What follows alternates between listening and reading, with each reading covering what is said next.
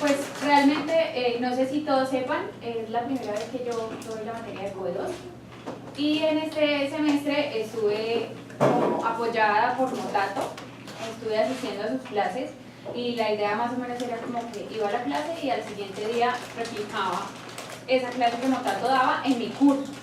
Pues empezó como así, ya hubo momentos en los que me sentí un poco más tranquila y cambié algunas actividades, pero la que vengo a contarles hoy es una actividad que igual viene como ideada también por Motato y es un trabajo de construcción conjunta en grupos de 3, 4 personas. ¿Qué hacíamos en ese trabajo? Bueno, porque le encontré yo sentido a hacer ese trabajo, porque ya en ese momento la idea no era simplemente voy a hacer lo que hace Motato, sino eso tiene que tener un sentido. ¿Qué sentido tuvo para mí? Que los muchachos me estaban haciendo trabajos que se quedaban en opinión personal, ¿sí? Y no pasaban realmente a la argumentación. Entonces, lo que hice fue buscar un tema. Ese trabajo Motato lo hace con un cuento que es Aldous Huxley. Aldous Huxley, señor. Pero como yo no sé tanto de literatura y de cuentos, pues no me sentí como en la confianza de trabajar el texto con los muchachos y lo que hice fue buscar un video. Adrede busqué un video que fuera de un tema polémico, que se prestara fácilmente para la opinión personal, precisamente para llevarlos a ellos a otro nivel. Y trabajé un video, un cortometraje que se llama El Vestido Nuevo. Y es un cortometraje que habla sobre la transexualidad. Entonces es un niño que tiene un festival en el colegio y el día del festival en el colegio ellos se pueden ir como quieran, no tienen que ir en uniforme. Y el niño decide irse con un vestido nuevo rosado de su hermanita. Pues obviamente eso genera, pues no falta el niño que le dice loca, ¿sí? Marica, no sé qué. La profesora escandalizada, el rector del colegio escandalizado, pues porque como el niño se va y el niño súper tranquilo, o sea, como así, yo no podía venir como quisiera. Hay muy pocos diálogos en el video y finalmente llaman al papá y le dicen, vea, pues venga por su niño, porque su niño se vino vestido de niña, se vino con un vestido. Y el papá llega y cuando ve al niño como tan tranquilo, el papá simplemente entra, habla con el rector, no muestran mucho del diálogo con el rector y lo único que pasa es que el papá sale, carga a su hijo y se lo lleva, como una muestra, digamos, de apoyo, ¿sí? Sin juicios y sin nada. En realidad lo que hice con ese video fue buscar una excusa para encontrar un tema.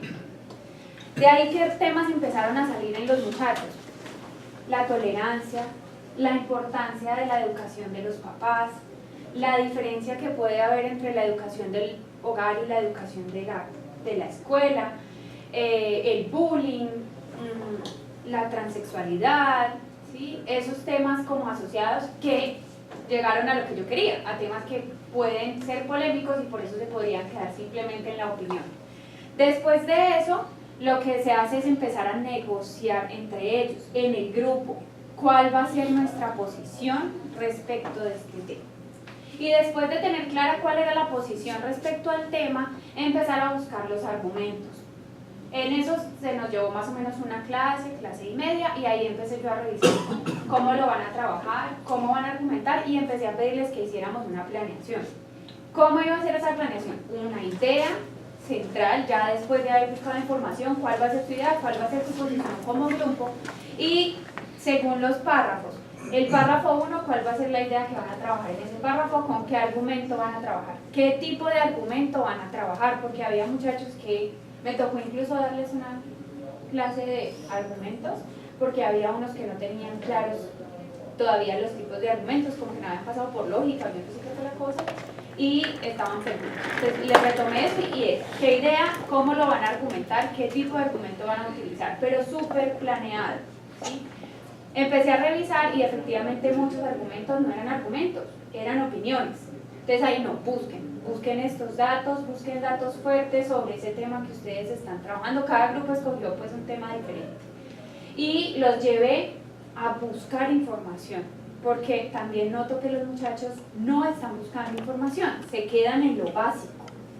Entonces, busca, mira ese texto, ¿qué dice ese texto? Mire, profe, es que encontré una noticia sobre esto, ¿qué dice esa noticia? Ah, sí, pero mira que por acá yo encuentro otra que habla sobre ese tema. Y empecé como también a refutarles un poco los argumentos para que ellos buscaran más información y no se quedaran con lo primero. Y ya sobre la tercera clase de ese trabajo, ya ellos tenían algo estructurado y ya presentaban ese trabajo final entre ellos. ¿Qué beneficios encontré en ese trabajo? Primero, que había que negociar y que había que trabajar en equipo, que creo que es de las cosas más complejas hoy en día para la vida profesional. Yo sé que eso no hace parte de nuestros objetivos ni nada de eso en la materia, pero pasa que te toca contar, no, profe, me pasó una niña que me dijo, es que me miró horrible cuando vos dijiste que trabajara conmigo, o sea, ¿no te diste cuenta? No, yo no voy a trabajar con la niña. Yo le decía, si usted viera cuánta gente con la que yo trabajo me mira feo, mi jefe me mira feo a veces, mi subalterno me mira feo a veces, uno no puede dejarse llevar por eso. Entonces, el llevarlos a trabajar en equipo, a negociar entre ellos una opinión o una posición frente al tema fue muy importante.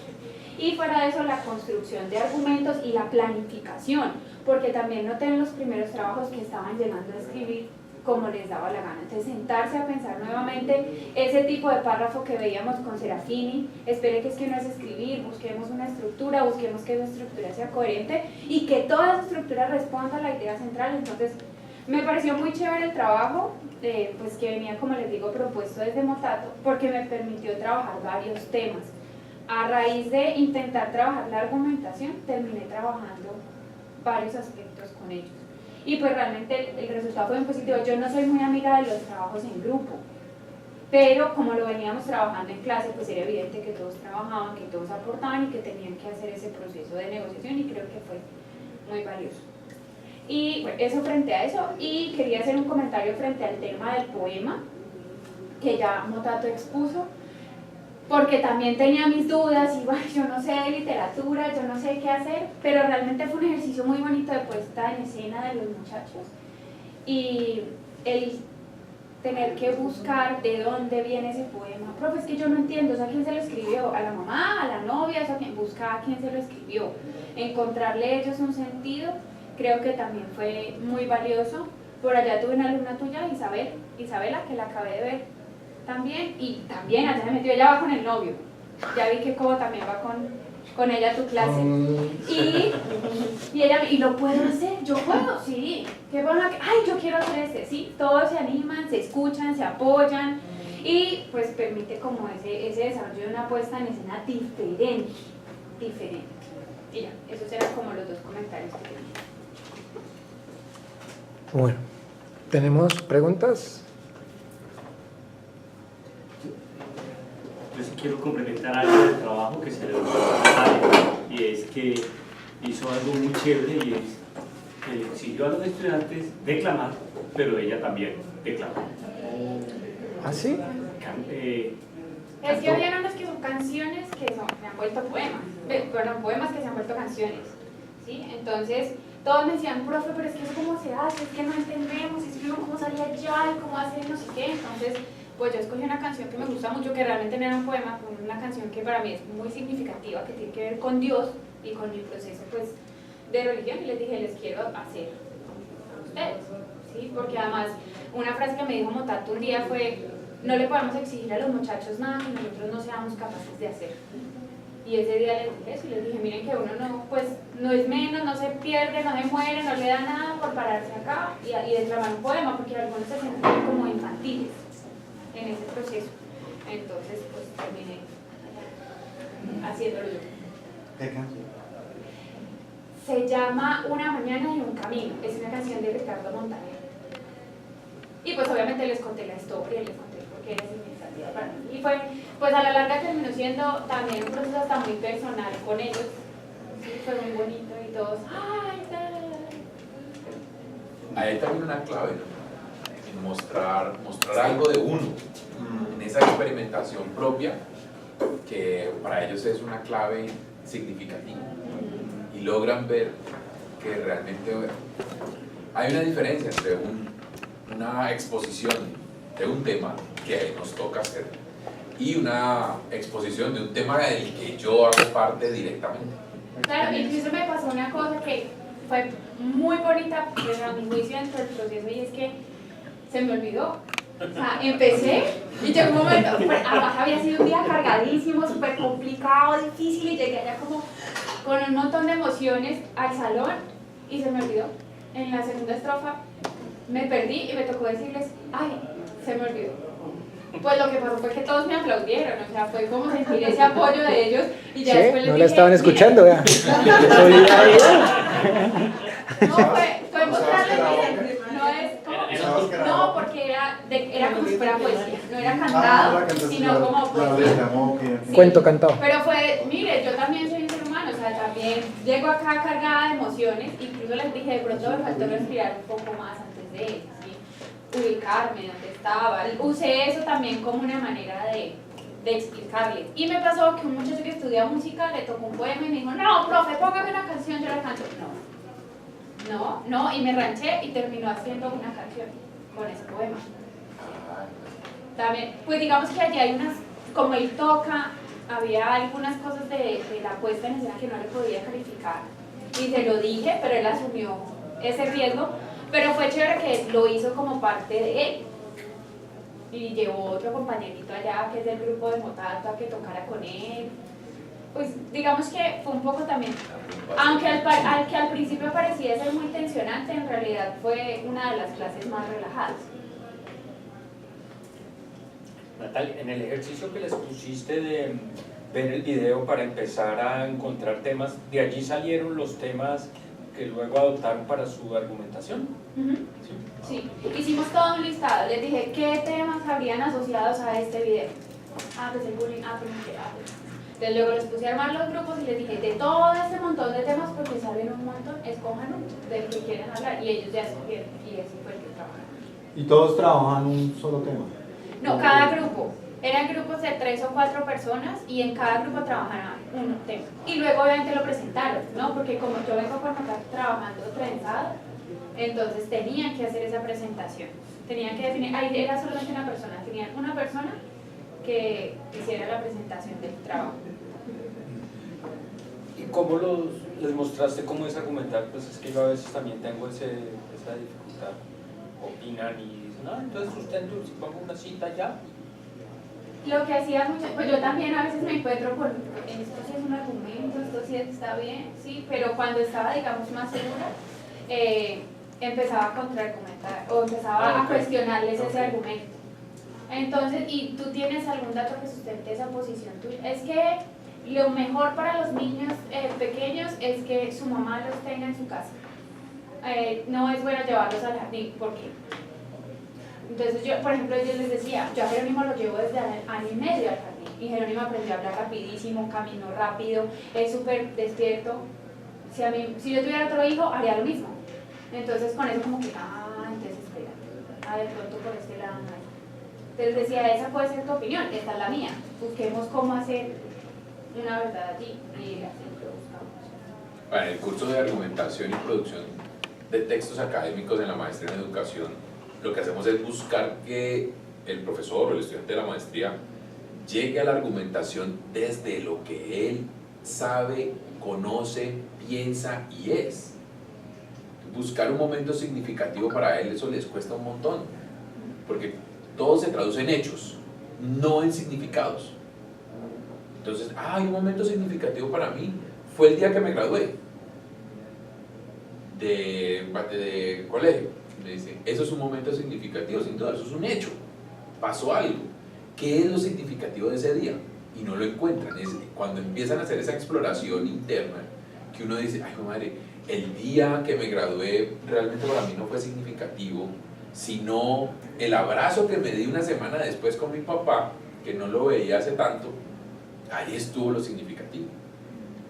Y empiezan a hacer esos enlaces, pero ese ejercicio de argumentar con lo que es de uno, pues que uno siempre busca, en la academia buscamos es un referente de autoridad académica además, así que me tiene que avalar mi discurso porque si no, no es válido.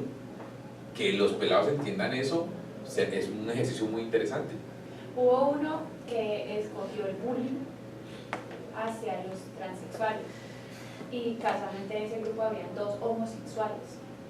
Entonces ellos también desde su experiencia pudieron allí buscar argumentos. Desde lo que ellos mismos incluso pusieron o sea, empezaron con una historia, con una anécdota, y la anécdota era algo que de verdad le había pasado a uno de ellos en el colegio.